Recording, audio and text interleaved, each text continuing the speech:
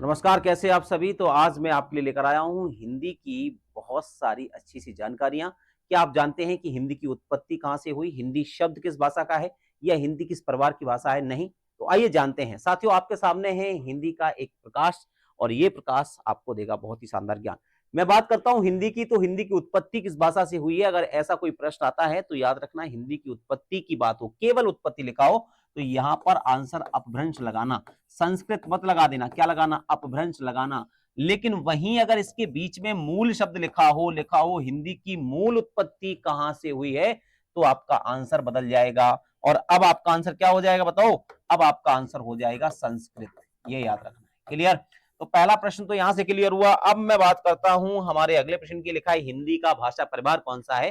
तो मैं आपको बता दूं कि हिंदी के भाषा परिवार का जब प्रश्न आएगा तो यहां पर आपको भारूपीय डालना है। सबको पता होगा ना, भारोपीय परिवार है, याद रखना। तो हिंदी का भाषा परिवार कौन सा हो गया? भारोपीय हो गया। याद रखना, भारोपीय परिवार भारत और यूरोप का मिश्रित परिवार है। इसे भारत में लगभग 73% ऐसे लोग हैं जो भारोपीय परिवार की भाषाएं बोलते हैं।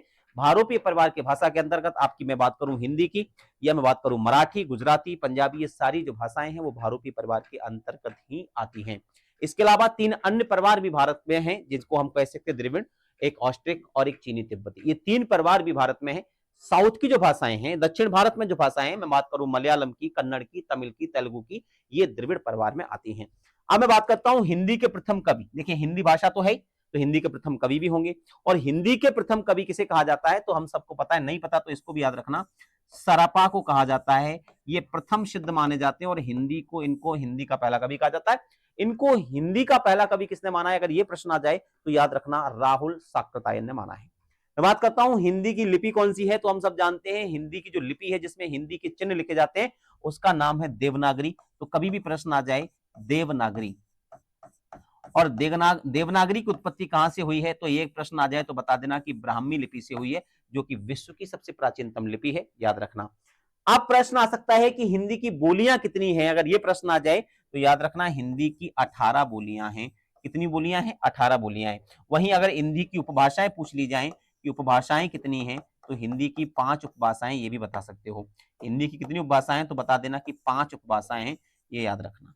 हिंदी की कितनी उपभाषाएं, अगर ऐसा कोई प्रश्न आ जाए तो बता देना कि 5 उपभाषाएं हैं।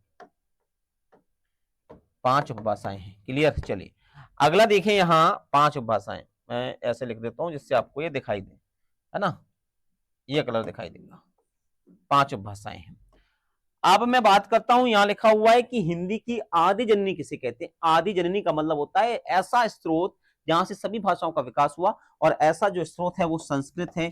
तो हिंदी की आदि जननी कौन सी कहलाती है भाषा, तो संस्कृत भाषा कहलाती है। संस्कृत भाषा को हम देवनाम प्रिय भाषा भी कहते हैं, क्योंकि देवों की प्रिय भाषा है। याद रखना, इसको आर्य भाषा भी कहते हैं, या ऐसे कह सकते हो प्राचीन भारतीय आर्य भाषा के नाम से भी जाना जाता है। मैं बात करता हूं हिंदी दिवस की, तो हिंदी दिवस से संबंधित 3 प्रश्न आपको हमेशा देखने को मिलते हैं। एक होता है राष्ट्रीय हिंदी दिवस, एक होता है विश्व हिंदी दिवस, और एक होता है अंतरराष्ट्रीय मातृभाषा दिवस। मैं बात करता हूं हिंदी दिवस की, तो बच्चे 14 सितंबर याद रखना, 14 सितंबर 1949 को हिंदी को राजभाषा घोषित किया था। इसीलिए इस दिन क्या मनाते हैं, हिंदी दिवस मनाते हैं। वहीं विश्व हिंदी दिवस कब मनाते हैं गुरुजी, तो 10 जनवरी को मनाते हैं। वहीं प्रश्न आ जाए कि हिंदी पत्रकारिता दिवस कब मनाते हैं, तो याद रखना 30 मई को मनाते हैं। 30 मई को हिंदी पत्रकारिता दिवस मनाते हैं। तो यहां लिख देना पत्रकारिता दिवस, पत्रकारिता दिवस। यहां लिख देना विश्व हिंदी दिवस। विश्व हिंदी दिवस कब मनाते हैं, तो 10 जनवरी को मनाते हैं। हिंदी का संविधान में उल्लेख किस किस प्रकार दिया है, अगर आपसे पूछे जाए कि अनुसूची कौन सी दी है, अनुसूची कौन सी दी है, तो याद रखना अनुसूची जो है वो है 8वीं अनुसूची है। अगर आपसे भाग पूछा जाए कि भाषा संबंधी प्रावधान संविधान के किस भाग में है, तो याद रखना भाग 17 में है। अगर आपसे अनुच्छेद पूछे जाए कि अनुच्छेद संविधान के कौन कौन से ऐसे हैं जिनमें भाषा संबंधी प्रावधानों का उल्लेख मिलता है या विवरण मिलता है, तो याद रखना अनुच्छेद 343 से लेकर 351 तक का प्रावधान मिलता है। वहीं अगर ये प्रश्न आ जाए कि भाषा संबंधित प्रावधानों के लिए संविधान में किया गया पहला अनुच्छेद कौन सा है, तो 120वां याद रखना। ठीक है, तो ये थे सारे आपके प्रश्न जो आपको याद रखने थे। और हिंदी की मूल उत्पत्ति कहां से हुई है, आपको पता ही है, कहां से, अपभ्रंश से हुई है। तो आशा है कि हिंदी की ये छोटी छोटी जानकारियां आपके जीवन में बहुत कुछ लेकर आएंगी, ज्ञान के प्रकाश लेकर आएंगी। और एग्जाम में भी आपको हेल्पफुल होंगी। ऐसी ही प्यारी सी वीडियो को देखने के लिए एसजीआई कंपटीशन क्लास को फॉलो कर लेंगे, मेरे चैनल को सब्सक्राइब करिएगा, हमारे इस चैनल को शेयर करिए ज्यादा से ज्यादा लोगों पर, और हाँ, वीडियो जरूर देखा करिए क्योंकि ये आपको ज्ञान देती हैं। और याद रखना, जहां जिज्ञासा होती है वहीं ज्ञान की धारा बहती है। तो चलिए आज के लिए इतना ही, मिलता हूं आपसे अगले वीडियो में। तैयार रहना अगली वीडियो के लिए, तब तक के लिए विदा। जय हिंद, जय श्री खाटू श्याम।